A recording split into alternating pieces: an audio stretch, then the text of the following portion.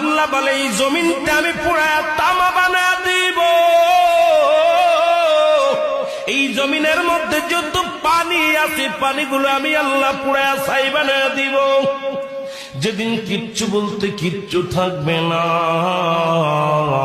সেদিন থাকবে শুধু আমার আল্লাহ।